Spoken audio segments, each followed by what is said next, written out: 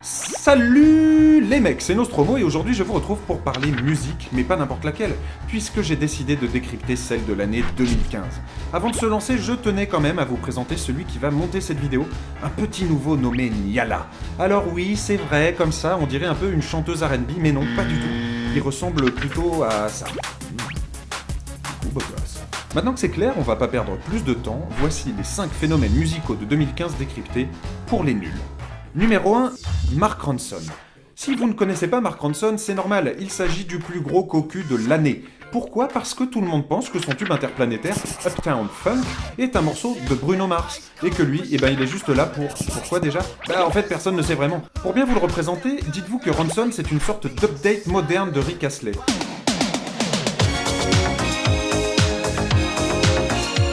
Et qu'il a pondu le morceau que vous avez le plus écouté quand vous étiez bourré cette année en soirée, vous savez ? Ce moment où vous êtes persuadé de refaire la chorégraphie à merveille, alors que vous ressemblez juste à un vieux sosie très malade et ou très saoul de Michael Jackson ?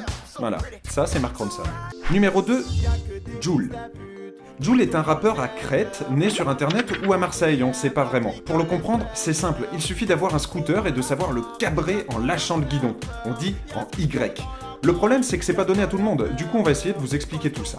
Jul, c'est le plus gros rappeur français de 2015. Un mec qui a réussi à mettre Booba et Rof au tapis en faisant du rap en short, en espadrille, avec une chemise à fleurs et avec des petits pas de danse comme ça sur des instrus funk, latino, reggae et rail.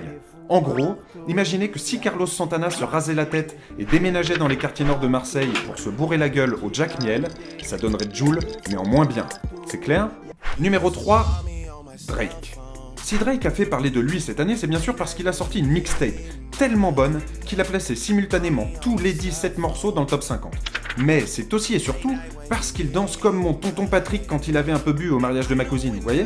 Pour ceux qui n'ont jamais entendu parler de lui, Drake c'est un enfant acteur canadien qui s'est mis à la musique en grandissant, un peu comme Macaulay Culkin, sauf que lui il est pas tombé dans le crack. Il restera dans l'histoire notamment comme le mec ayant popularisé l'expression YOLO, et ça c'est déjà énorme.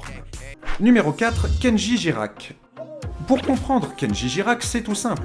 Dites-vous que c'est Olivier Giroud qui serait né dans une caravane et qui aurait fait espagnol LV2. Comme Benjamin Button, Girac doit vieillir à l'envers, puisqu'à 18 piges, il en fait déjà 35, sûrement grâce à sa pilosité faciale parfaitement entretenue.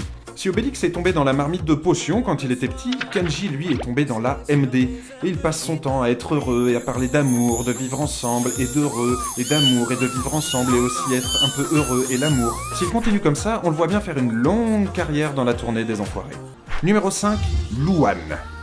Une qui ne devrait pas être très loin de Kenji pour la future tournée des Enfoirés, c'est la petite Louane, la chanteuse sourde qui... Non mais attends, tu dis n'importe quoi, elle est même pas sourde Louane. Non mais oh, non mais tu t'es cru où mon pote ? C'est moi qui l'a fait la vidéo, c'est moi qui décide. Et si je dis des conneries, je dis des conneries. Bon alors, je reprends. C'est donc Louane, la petite chanteuse sourde, qui a réussi à rentrer dans le top 40 des personnalités préférées des Français sans que personne de plus de 30 ans ne la connaisse. Et ça, c'est un exploit. On sait peu de choses sur elle, sauf qu'elle ne s'enfuit pas, elle part, elle nous aime et elle part, et que pour une sourde, elle chante quand même vachement bien. Pour faire simple, Louane, c'est un peu comme Cœur de Pirate, mais tu peux la présenter à tes parents parce qu'elle a pas de tatouage. Voilà, alors on espère que la musique de 2015 est un peu plus claire maintenant qu'on l'a décryptée pour vous. Nous, on va retourner s'écouter un petit Mark Ronson en dansant comme des débiles. Alors n'hésitez pas à poster vos commentaires, à vous abonner à la page YouTube, à la page Facebook, et même à lâcher des pouces, tout ça, ça nous fait extrêmement chaud au cœur. Ciao, et bon vent!